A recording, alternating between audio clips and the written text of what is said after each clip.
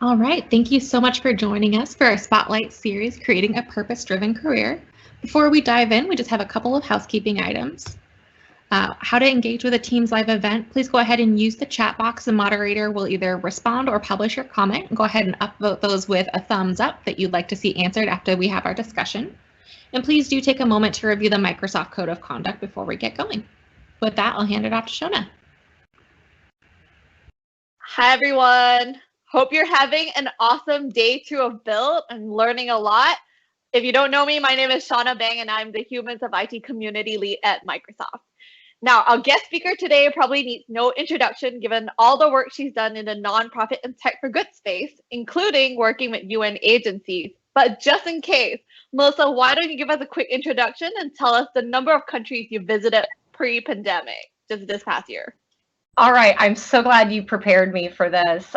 So I visited last year spoke at 52 events in 10 countries last year. And this is the longest she's been stuck at home, right? You know, it is ever since ever since maybe like my mother gave birth to me, I think. So there's, I think, a lot of getting used to in terms of, staying home and, finding out how to experience this new normal that we're on. So, yeah. Yeah, well, we are glad you can join us today from the comfort of your home. I think a lot of people are really interested in the tech for good space, but to start, why don't you tell us a little bit about your personal journey? What inspired you to start Mentor Nations and focus on digital inclusion? And also, for those who are not as initiated, what is digital inclusion all about? Okay, cool. So, in my job and in my prior jobs, I'm an ex-Microsoftie. I work at IBM now, and I'm also a founder. And one of the things that I often talk about is what we call an origin story. So what is it that brought you to do whatever it is that you feel compelled to do? And for me, it was something deeply personal. My children and I are victims of parental kidnapping, and don't worry, they're safe, they're healthy, they're normal kids, and I have contact with them, so they're obviously still in my life, but I didn't get them back, and it was something that it's something that stays with me. It's not something that you ever get over. That said, one day my daughter was telling me, she said, mommy, I'm learning Microsoft. And that's her accent. And I said, what do you mean you're learning Microsoft? And I realized that she was learning Word in her classroom. And I learned that she was learning Word in her classroom without access to a computer of her own. They had one computer for the classroom, and there are 30, 40 kids. And when they were being taught how to use Microsoft Word, they'd go up, file, open, type, and do all the things that one does in Word. And I thought, how can my daughter, how can Zahra really learn to be digitally included, or really learn even just something simple like Word if she doesn't have access to a computer in her classroom? So I set out on this mission to get computers into her classroom, and that's where it started. Fast forward from there to ended up creating a program where we sent 400 laptops to 20 schools. That was when I was working at Microsoft, and they came from Microsoft and HP. And from there, I started researching, what does it mean to be digitally included? How do these young people make meaningful use of the technology in front of them? And I realized that, there are all these different definitions of what it means to be digitally skilled. You ask 100 different people, you have 100 different answers. For some people, it's learning to code. For other people, it's building a mobile application. For others, it's being safe online or protecting themselves from cyberbullying. Others, it's a gamut of these things, along with media literacy and financial literacy. And so I thought, let me take all of that stuff together and let me go out and start teaching these young people in Tunisia about the introductory building blocks of learning to code, about what it means to be safe online. As we did this, I took a crew of engineering students, and we took 3 weeks traveling around to every region across the country. And as we did this, we stopped in these towns, and every town we stopped in, there were either a kid singing or the mayor came, the National Guard came, and it wasn't because I did something wrong and Donna Sucker needed to come and bail me out of jail. I really was good on this trip. But everything that we noticed was that computer science and just basic digital skills would enable them to achieve things that they wouldn't be able to achieve otherwise. And how could they be included in the digital economy if they didn't have these basic skills? So we came back from this trip, and I said to the team, I'm like, we don't have just a summer trip. We don't have just 27, 26 regions of visits to, for these 3 weeks. Like, we have a company. And so it really started there. But honestly, I think I didn't realize I was a founder until last year. And someone said to me, Melissa, you realize you're a founder, right? Like, you've brought in hundreds of thousands of dollars into this cause, and you've empowered tens of thousands of young people to code in 12 countries. Like, you're a founder. Yeah, like, own it, right? I think, that's really a good point, because, at what point do you start to realize, like, I built this and I'm owning this and I'm making real impact? When we talk about creating a purpose-driven career, I think a big question that a lot of people ask is, did you stumble into it? It sounds like you did, but tell us the whole backstory. Like, was that something you set out to achieve when you began your tech career?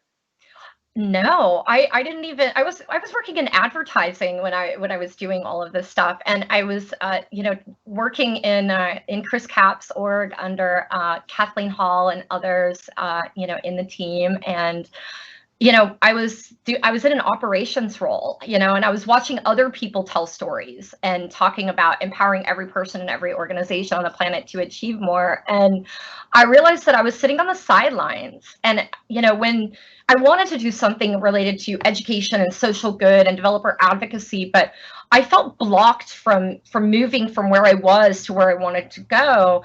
And so I stumbled upon this need of my daughter, and I realized that my role at Microsoft, or as a Microsoft employee, could enable me to do so much more than I had ever started out to do initially. And things just went from here to here to here to here, until it allowed me to take a step back and say, wait a second, I wake up in the morning fired up about my job because it has purpose, because I'm passionate about it. And it's not just about going in, waking up in the morning, doing my job, and then coming home or doing whatever it is that I do in my life. It got me so fired up that I had something new to believe in. I think if I go back, 5 years ago, 6 years ago, after experiencing the loss of my children, I didn't have anything to do. I had work, and that was it. You go from having a house full of children, 3 children, who were, so young, when they were taken. My daughter now is, 18, my oldest. My middle son is 15, and my youngest is 13. They've been gone for 10 years, so that's young. And you go from being a mom to, like, all of a sudden all this free time in your hands. It really was destructive for me in the beginning. Like, I didn't know what to do with myself, and nothing really tasted or felt the same until I found a cause to put myself into that wasn't just about my daughter. It wasn't about her town of Bourguiba, Tunisia. It wasn't about the continent of Africa. It wasn't about the Middle East and Africa. It was of the world, when I realized that 50% of the world lacks access to the internet, and also realize, the exponential impact that digital skilling has on enabling people to, transform their lives, whether that's economically, from an education perspective, healthcare, or agriculture, or anything. Yeah, that makes sense. Well, and online, you've shared a number of times where people have told you, like, you're not technical enough, or like, why would you do this in tech? Like, how did you challenge those perceptions and carve your own path? And I know you have a little bit of a backstory with Bill. Do you want to share that real quick? So yeah, I do have a backstory with Build. I'll tell you, I can't quote it word for word. I might get thrown off the stage and not invited back. So I'll give you the G-rated version. I was doing all these coding camps, and I'd already sent the computers to the schools in Tunisia, and I had this big audience of developers. Funny enough, I'm not a developer. I've written one line of code, and that's Hello World, and I'll tell you how I was able to write that one line of code. I'm on a mission to do more than that, and it's going to happen one day. But I was sitting here, I was sitting in Redmond one day. I was at work, and I thought, I want to go to this build thing, but I thought, I'm working in advertising. I'm in an operations role. Like, nobody's going to pay for me to go to build, and I also looked at the price, and I'm like, oh, I don't know if I have that right now. And so I thought, you know what? I met Googs at, one day in passing at the lunchroom or in the cafe. And I thought, you know what? He seemed nice enough. I'm going to email him. And so I emailed him, and it was basically why he should care and send me to build. I used maybe some other colorful words, but which I think enabled him to pay attention. But it was essentially the 5 reasons why he should care and send me to build. And he responded. And he sent me to build, and I promised to write my first line of code, and I promised to do all of these different things. And it allowed me to really dive into the world of being a developer advocate and what developer advocates do and what MVPs do and regional directors. And I thought, this is a community that I want to be part of, but wow, I've only written one line of code. Can I do this? And I think I've now kind of can say that I've taught tens of thousands of kids to code through my network of engineers, and I've done more than just write code. I've enabled other people to do things that they never thought were possible before in their lives. Yeah, and look, like 5 years on, here we are. Like, you're on the Built virtual stage, right? And sharing your story. I know. I mean, it's just an incredible journey, and to see you progress like all through this time is very inspiring. Talking a little bit about your project. So you're the IEEE Digital Skills Chairperson. You've done work with the UN at several of their conferences. You're also the founder of Mentor Nation and Code the Curve. So you're juggling all these projects. Like, how do you do it, and how do you encourage people to get started on it?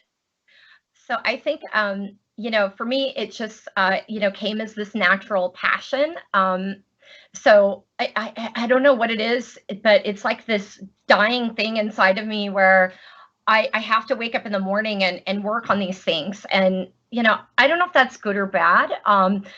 Maybe my personal life suffers a bit, because I'm so fired up about working on all of these things. But I will tell you, I have an amazing team, and I have an amazing group of advisors, I think from my Chief Learning Officer, Doug Winnie, by the way, big shout out to Doug. I know you're here. I have so many different people who just empower me every single day to be my better self. And they pick up my slack, the areas where I just am not good at. We find a way of, working together where, I focus on my strengths, they focus on their strengths, and we put us all together into this, one nice little basket, and there we are. I love that. All of us have our own tech superpowers, right? Would you say that everyone has tech superpowers? How did you discover what yours was? I think everybody has some kind of superpower, and then I think that it's also one of those things where not all of us really recognize what those are. I stumbled upon mine, I'm 44, I didn't stumble upon this until like a few years ago. It took me a long time. I kind of went into work, I did my thing. They needed me to do my thing. I was good at doing my thing, and I got paid well to do my thing, but it didn't fire me up in the morning. I'm very thankful that I stumbled upon it. Obviously I'm not thankful that some of the, tragic things have happened, in my life, but it also, I think, allowed me to take my worst nightmare and turn it into my superpower and use that personal journey and that worst nightmare to do things that help to make the world a better place. And I think that personal experience has provided a lot of fuel to my fire. and what makes me continue to show up, because I think about the day that, my daughter came home and told me, or through WhatsApp or Skype or whatever, and said, mommy, I'm learning Microsoft, and, she actually, after sending the computers, wrote a letter to me, actually to Kathleen Hall, and it was all about how she one day wanted to be a big boss at Microsoft, just like Kathleen, and she wanted to be an engineer and start up her own coding school. She's now, or start up her own coding club. She's now studying computer science. So, I mean, you're inspiring the future generation of technologists, right? Starting with your own daughter. That's amazing. And you're pursuing your PhD at the same time, right? Like, you just have so much going on. Do you want to tell us a little bit about what your research area is? I mean, given that you have so many passion areas. Yeah. So, number one, it hasn't been hard, or it hasn't been easy. I'm sorry. It has absolutely been hard. That came out totally the opposite of what I meant to say. But I started in 2013. It's been a long journey. I got kicked out twice, actually. I got deer in headlights a little bit when I wasn't able to complete some of the research that I needed to do. And I had some really great mentors who said, write a letter, explain what happened, get back on, and then again, write a letter, get back on, do it again. Your research is meaningful. My research is on the digital inclusion of underrepresented or underserved communities. So it's everything that I do, whether it's, in my prior job at Microsoft, what I do as an IBMer, what I do when I wear my Mentor Nations hat, it's all about a few different things. For those people who are like, wow, you got a lot going on, I don't know how they all connect. It's about digital inclusion, entrepreneurship, tech entrepreneurship, really, and empowering underrepresented communities. So my specific study, and I got approval from the Institutional Review Board, a couple weeks ago now. So I'm in the interview stage. I wasn't sure how many interviews I was going to be able to complete. I needed to complete 3. I've completed 7, so I've hit it out. I've knocked it out of the park, if you will. And I'm interviewing indigenous communities within the United States. So individuals who lack access to the internet, who are tribal members and live on tribal land. And what I'm doing is documenting their lived experiences being an ally. I'm not Native myself, and I'm very thankful that I have access into mentors who are helping to guide me and help me be a better ally, help me to be a good ally. I will have them reviewing my dissertation for cultural sensitivity to ensure that I land right. And I make sure, again, that I'm a good ally.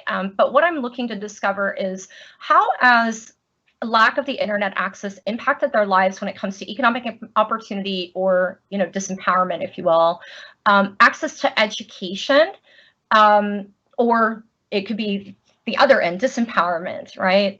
Access to healthcare, or lack of access, as well as the important relationship or how technology might get in the way of the preservation of cultural heritage. And then lastly, if they had access to the internet, what would they use it for?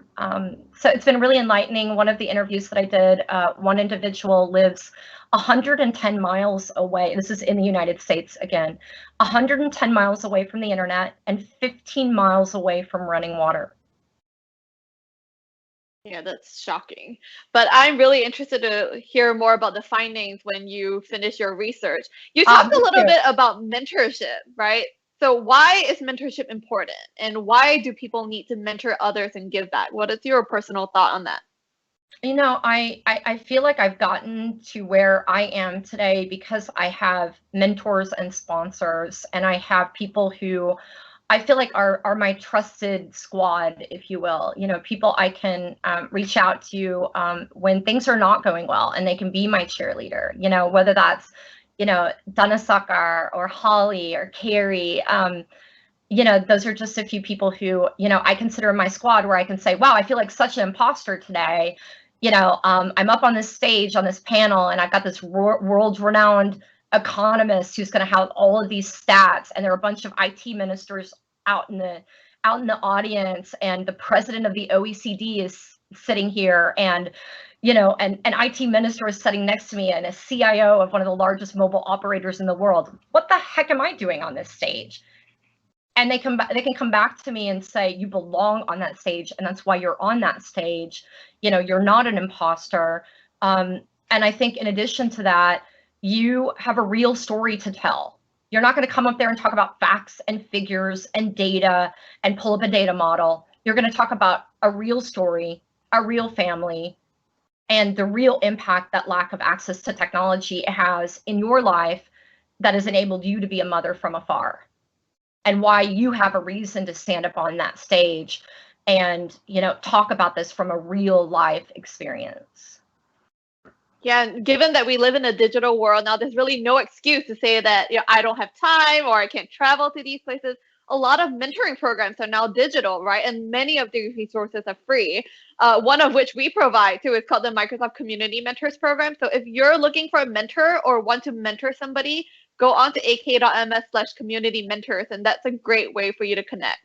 A side question from Melissa. A lot of folks express that they're interested to use their tech skills for good and infusing purpose in their careers, but either one, don't know how to get started, or two, worry that's too much of a heavy lift in terms of time commitment. What do you say to that? So I think that it's important to recognize that micro-volunteerism is a thing. I may have made the commitment to create a company and to invest in it because, I might have more time on my hands than, a new mother or a working father, or, someone who's just as inundated with a work and school and all of the, commitments that we have in life. But micro-volunteerism is a thing. And I think that we need to all recognize that if you want to do something, do something for an hour, and it doesn't have to be money. It could be donating donating an hour to do Hour of Code, to share your skills forward. I love that you've created this app that allows for, I would envision, those micro opportunities. I'm a big fan of taking advantage of, small micro opportunities when someone reaches out to me, because I often have a lot of people reach out to me to say, I like your work. How can I get involved? And it happens to me almost daily where, everyone who knows me, they know that I've got a whole crew of people working around doing stuff, and I think part of it is, when people feel inspired or people feel that extra oomph to stand up and say, hey, I want to use my tech skills for good. I want to make the world a better place. I try to identify, what is it that fires them up? I use the UN Sustainable Development Goals to help ground me when I talk to people who are not sure what their passions are. You can find that at globalgoals.org. And basically what it is it's the 17 goals that are, all about alleviating poverty by 2030. And if you look at those, I like to tell people, pick out which one resonates with you. Figure out how you can do something in your own community. Maybe it's your own family. Maybe it's with your friends. I think instead of thinking about this big, wicked world problem that you're trying to solve, think about how that translates in your local community. For me, it's been a journey of the last 5 years. I didn't just all of a sudden, become the chair of the IEEE, Digital Skills Working Group. I didn't all of a sudden get invited to talk at the UN, or all of a sudden stand up a global hackathon, with 26 countries, submitting ideas, after we, selected teams. It came about because I had an initial thing that happened in my life, and then I just ran with it because it felt good. And I think we're all figuring out things as we go. We're all learning how to adult, whether we admit it or not. We're all kind of going with the flow sometimes. As much as I'd love to say that it was all calculated and I planned to create this big purpose-driven career, I knew I wanted to do something. I didn't know how to get there. And I thought, well, this might help. And then this might help. And then this might help. And then all of a sudden I was like, well, holy smokes, that did help. And how can I help others to then, do that same thing? But I think the first thing is figuring out what's your passion and how can you get from here to there?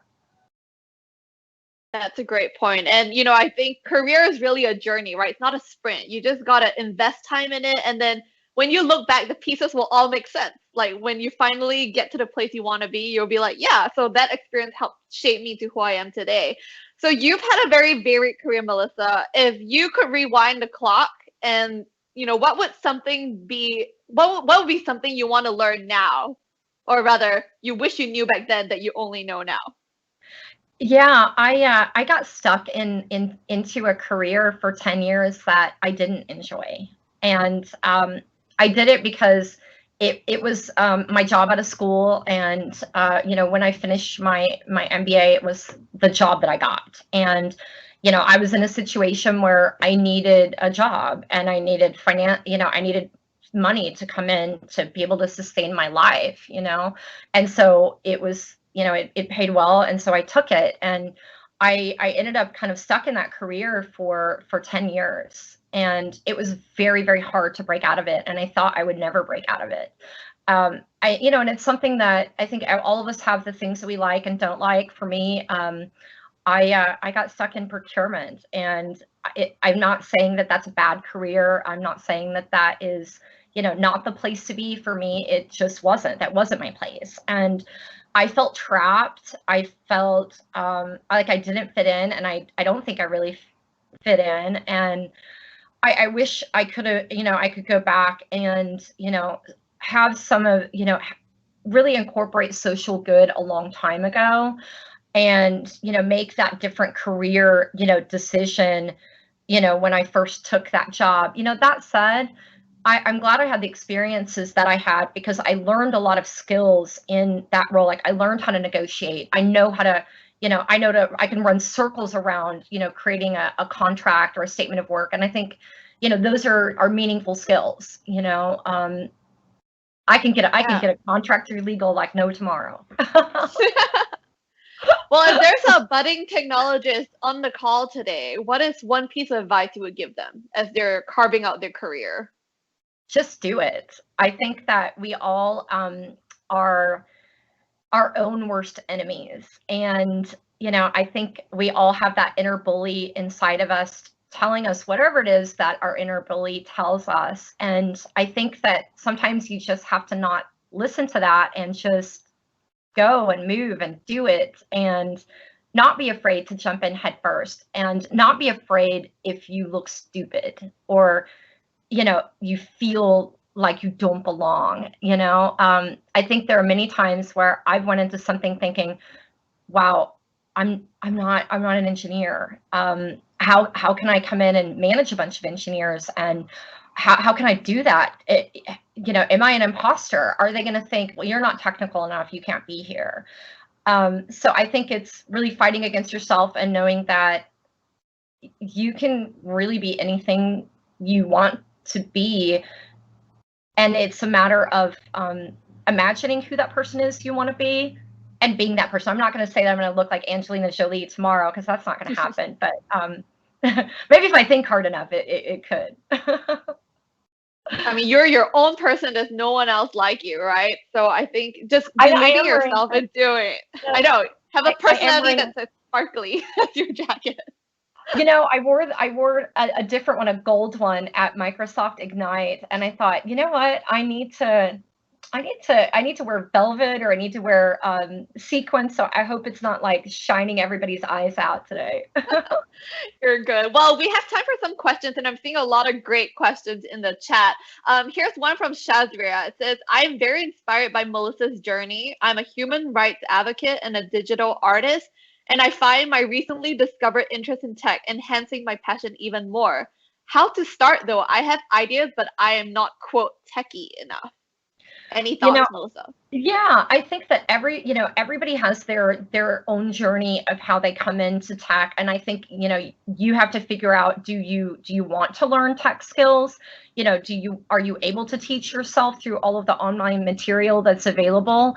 Do you want to go to a boot camp, or do you want to partner with someone else who does have those technical skills already? I chose that route because I realized that that was the right path for me. But I think everybody's got their own journey. But I think what's important to note is that there are all kinds of roles in tech, and just because you're not a techie Doesn't mean that you can't learn how to, you know, communicate with engineers, communicate with people more technical than you. You know, I think it does take practice to figure out what's the right lingo. And granted, I can only dip my toes in to a certain level. If I'm, you know, somebody expects for me to go up and do a live demo, I'm going to fire us all immediately because that company's sinking its ship very quickly. But, you know, that said, I think it takes all kinds of, you know, competencies to work in tech. And it's not just about, you know, rolling up your sleeves and knowing to code, or being a data scientist, or, you know, knowing about infrastructure, or, you know, information security. It takes all kinds of people. That's great. And the next one is from Florian. It says, do you have any tips on how to focus your personal mission? I often feel like taking on too many projects, missions, and grinding myself in between. I can totally relate to that when you want to do like everything.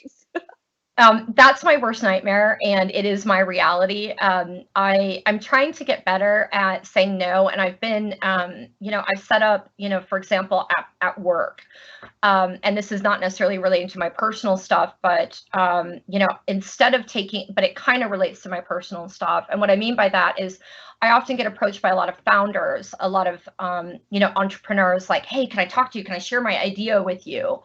I've been, you know, trying to be more focused on when I provide mentorship and trying to stay, you know, fit for purpose. And I've also set up office hours where I set up an Eventbrite, and, you know, anyone can sign up over the next 2 months, and you just dial in and ask me whatever you want. And I've got an hour that I do. Everybody's on there, so you're in the hot seat a little bit, but that's something that I started doing because I want to make myself available for people, but I also need to manage how much I make myself available. I've also started saying no to certain things that are not exactly relevant, you know, to my work. You know, so if it's, you know, digital inclusion, if it's technology entrepreneurship, you know, if it's empowering underrepresented communities, I'm like, okay, let me think about that. And, you know, then I figure out, is it directly related to my mission? But I'm never, you know, I'm never, you know, outright rude, like, I don't have time for you. Not at all. But I do try to manage expectations because it's just, you only have so much time in a day, and you can't give it to everybody, unfortunately. I don't know if the world needs a clone or needs my clone. No. Well, burnout is real, right? And you have to take care of yourself first before you can go out there and help others. Which brings me to the next question by Dan, who asked, what about students or recent grads that have financial burdens? How do we balance our needs with our desire to help? So if I'm understanding that correctly, you know, if you don't have enough resources, how do you help others? So just remember that you don't have to choose between doing well and doing good. All right. I think there was a time where you had to choose between, am I going to work in a nonprofit? And I'm not saying that I have my own nonprofit, but I know when you're working in a nonprofit, you're scrappy. You can't necessarily pay a big high paying salary that allows you to pay for law school, or allows you to pay back your student loans for those of you who might have student loans, which I know is a burden I have myself, you know. But I think that there is a way for you to be able to, you know, take your passions, incorporate them into your job. And how you do that is by figuring out, all right, I've got this job. What can I do to, you know, that's related to the company mission? So I think about, you know, for you know, those of us who are working in tech, or someone working at Microsoft, for example, you know, the easiest way to do something good is, all right, could I do hour of code? It's an hour of your time. Could I bring a group of young people together, and could I do hour of code? It's really an hour of your time. And I'll tell you, I'm not, as you know, you've heard, I'm not a developer. I can do a mean hour of code. And I've led many hour of code sessions, because it's easy enough that regardless of whether you're an engineer or not, you're able to get through it, and you're able to talk through it, and you're able to empower people, you know, even if you might not be an expert, you know, in that particular area. So think about those micro volunteer opportunities, and don't just imagine that, you know, all of a sudden you turn the, you know, you flip the light switch on and you have this like dream purpose-driven career. You know, I created my own role. it wasn't anything to do with social good. I incorporated it in there because I believed in my missions, and I found a way to tie my mission to my job and to the mission of the company. I like what you mentioned because that's very related to the next question, which says, how do you find a mentor to shift careers midlife? I have been a developer for 20 years and I'm tired of writing code. I want to do something meaningful, but I still have to make a living. So essentially, can you do good and still get paid?